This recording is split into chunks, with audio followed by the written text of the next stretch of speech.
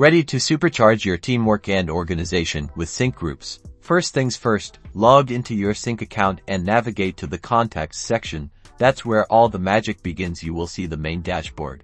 Now locate and click the Groups button. You can usually find it on the left-hand navigation bar. You'll see the current groups, or the option to create your first group. Click the brightly colored Create New Group button, commonly found at the top of the page. It's time to start building.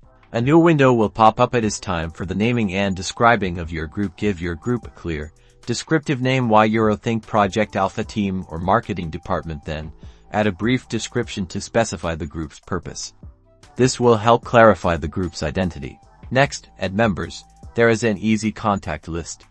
Select the contacts you want to include in your new group from your contact list by checking their names. Adding the right people is pivotal for seamless communication. With each selection, the number is displayed. Once you're satisfied with your group members, click the Save Group button. This finalizes your group creation, and your new group is live.